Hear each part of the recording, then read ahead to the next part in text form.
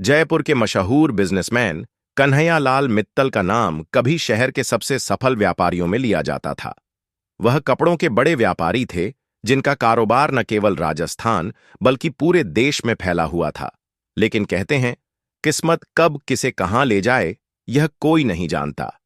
एक रात ऐसा तूफान आया कि सब कुछ बर्बाद हो गया। लेकिन जो सच्चे दिल से खाटू श्याम को पुकारे, उसकी किस्मत खुद बदल जाती है।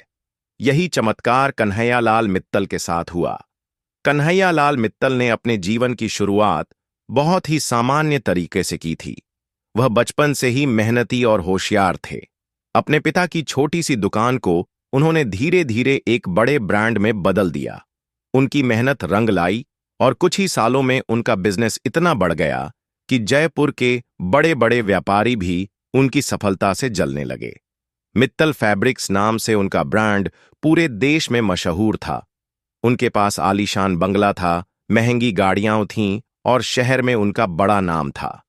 वह अपनी मेहनत से करोड़पति बने थे और उनके जैसा बिजनेसमैन जयपुर में शायद ही कोई दूसरा था। लेकिन किस्मत को कुछ और ही मंजूर था। एक दिन अचानक उनकी जिंदगी में ऐसा तूफान आया जिससे वह कभी नहीं उबर पाए। कम से कम उन्होंने यही सोचा था। पहला झटका, उनकी फैक्ट्री में एक भयानक आग लग गई। करोड़ों का माल जलकर राख हो गया। दूसरा झटका, बीमा कंपनी ने क्लेम देने से मना कर दिया क्योंकि कुछ जरूरी कागजात अधूरे थे। तीसरा झटका, बाजार में मंदी आ गई और उनके कई खरीदारों ने उधार का माल लेने से इनकार कर दिया। चौथा झटका, उनके भरोसेमंद पार्टनर ने धोखा दे दिया और सारा पैसा लेकर भाग गया। कुछ ही महीनों में कन्हैयालाल मित्तल पर करोड़ों का कर्ज हो गया। जिन लोगों के साथ वह कभी काम करते थे, वही अब उनसे कटने लगे। बैंक ने भी लोन देना बंद कर दिया। उनकी सारी संपत्ति गिरवी रखी जा चुकी थी। जहां पहले उनके दरवाजे पर लोगों की भीड़ लगी रहती थी, वहीं अब कोई उनसे मिलने भी नहीं आता था। वह बुरी तरह टूट चुके थे। जब हर दरवाजा बंद हो जाता है, तब सिर्फ एक ही दरवाजा खुला रहता है, बाबा श्याम का। मित्तल जी पूरी तरह टूट चुके थे। एक दिन एक पुराने दोस्त ने उन्हें सलाह दी, कन्हैयालाल जी, आप खाटू श्याम के बड़े भक्त थे, क्यों ना बाबा के दरबार में जाकर उनसे प्रार्थना करें। उन्हें याद आया कि जब वह छोटे थे, तब उनकी मां खाटू श्याम के मंदिर में दर्शन के लिए जाया करती थीं।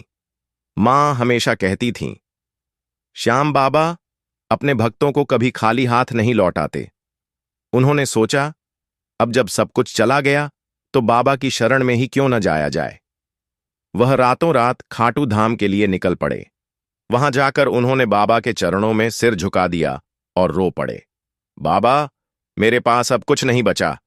आपने ही दिया था, आपने ही ले लिया, अब आगे क्या करूं। वहां मौजूद पुजारी ने उन्हें प्रसाद देते हुए कहा, बाबा पर भरोसा रखो बेटा, वह तुम्हें नया रास्ता दिखाएंगे। खाटू धाम से लौटने के बाद कन्हैयालाल मित्तल को अचानक एक नया विचार आया। वह पहले पारंपरिक तरीके से कपड़ों का व्यापार कर रहे थे, लेकिन अब जमाना बदल चुका था। उन्होंने सोचा, क्यों न डिजिटल मार्केटिंग और ऑनलाइन बिजनेस की तरफ जाया जाए। उन्होंने अपनी बची हुई पूंजी को एक नए स्टार्टअप में लगाया।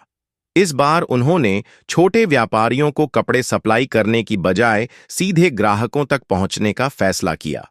उन्होंने ऑनलाइन वेबसाइट बनाई, सोशल मीडिया पर प्रचार किया और धीरे धीरे अपने ब्रांड को नए तरीके से लॉन्च किया।